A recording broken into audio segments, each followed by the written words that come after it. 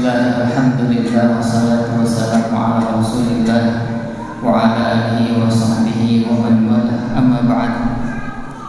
Qala Rasulullah sallallahu alaihi wasallam, rubba sha'im laisa min siyami illa al-ju'i wal 'atas, wa rubba qa'imin laisa min qiyamihi illa as-sahar, wa kama qala alaihi salatu wassalam.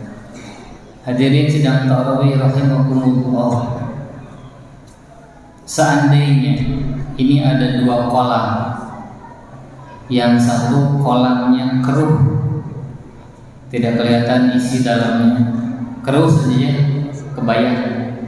Yang satu lagi kolamnya jernih, ikannya kelihatan, pohon di dalamnya, tumbuh-tumbuhan maksudnya, plus ada batu-batunya kelihatan. Kira-kira bapak ibu milih yang mana? Mau yang keruh atau yang jernih? Semuanya benar-benar ya. Kalau ahli mancing yang mana? Nah, kalau tukang mancing pasti yang keruh ya. Padahal orang Sunda bilang benang lautna herang China. Itu menandakan tukang mancing hebat. Ya, hadirin yang dirahmati Allah Ta'ala. Kenapa? Karena nafsu kita mengatakan bahwa ini lebih indah, lebih asyik dilihat, lebih nyaman dalam pandangan kita, yang jernih. Sekalipun kita berenang, enak. Begitu ya. Jadi kalau keruh, apa yang dinikmati? Ya, walaupun di dalamnya ada ikan koi yang harganya misalkan ratusan juta, air keruh mau apa nikmatinya? Dan jawaban kita semua sepakat, kolam yang jernih yang jadi pilihan. Kenapa keruh air? Pertanyaannya, oh ternyata saluran yang masuk ke dalam kolam tersebut memang keruh. Sumbernya ataupun sungainya ataupun paritnya begitu ya. Kalau semuanya ingin kolam yang jernih, maka pertanyaan berikutnya, hati kita ini kira-kira keruh apa jernih? Ya, Imam Ghazali rahimahullah ta'ala sampaikan, hati ini ibarat kolam tadi, dan ada 4 saluran yang masuk ke dalam kolam hati tadi. Maka kalau senantiasa kita jaga dari keruhnya, maka insya Allah hati jadi jernih. Yang pertama lisan kita. Pertanyaan kita sendiri saja dijawabnya dalam hati masing-masing. Asyik dengan baca Quran atau memuji orang lain atau berkata-kata yang tidak ada faedahnya atau yang lain. Itu lisan kita. Senang menyakiti orang, memfitnah orang, ya, atau senang dengan kata-kata yang baik. Ya, itu pertanyaannya, jawab dengan masing-masing saja. Yang kedua adalah mata kita, senang melihat hal-hal yang diridhoi Allah atau perkara yang justru jauh dari Allah Ta'ala. Yang ketiga, telinga kita. Telinga kita senang dengarkan apa nih? Ya, lantunan ayat Quran kah, sholawat kah, tausiah agama, atau yang bagaimana? Kan itu pertanyaan. Terakhir adalah akal, otak, pikiran kita. Maka salah satu dari 4 ini keruh, salah satu saja, kebayang kolam bakal jadi keruh. Apalagi kalau semuanya keruh.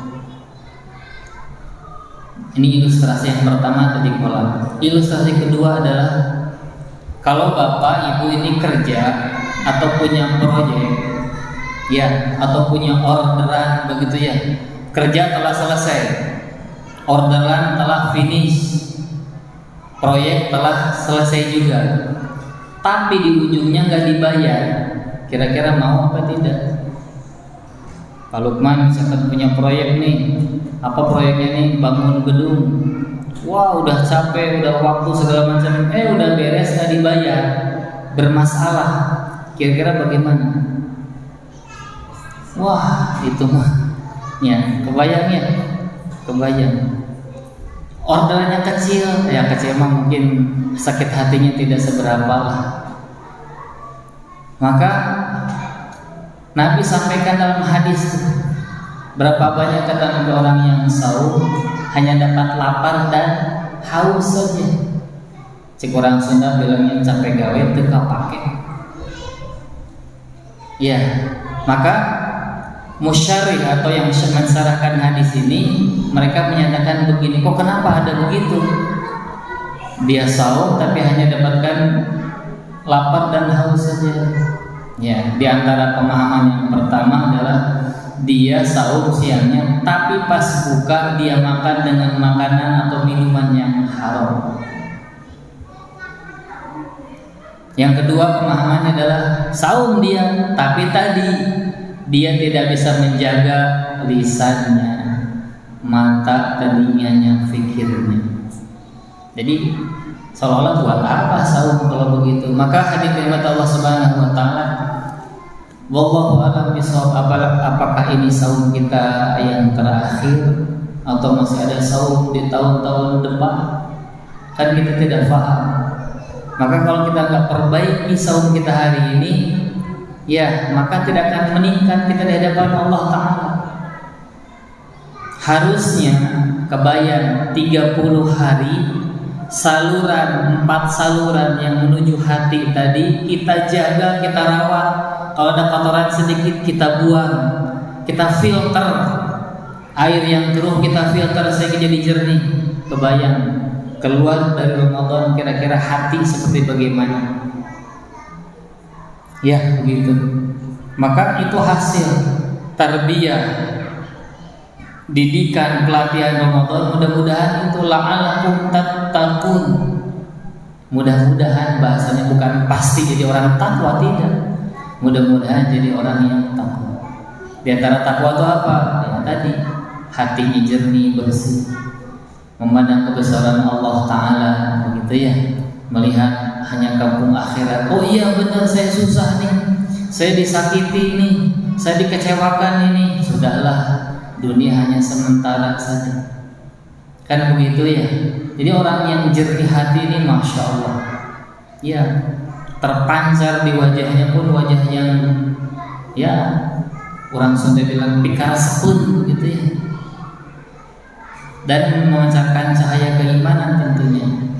Yang mudah-mudahan latihan kita hari demi hari, saum, kemudian qiyam kita nih, kan Nabi sampaikan juga ya, orang-orang capek qiyamul lail termasuk tarawih tapi tidak mendapatkan apapun kecuali hanya begadang saja. Ya, mudah-mudahan Allah Ta'ala memperbaiki terus kualitas keimanan ibadah kita di hadapan Allah Ta'ala, dan mudah-mudahan Allah berikan istiqomah. Ya, insyaallah. Subhanallah bihamdik, asyhadu an la ilaha illa anta, astaghfiruka wa atubu ilaik. Assalamualaikum warahmatullahi wabarakatuh.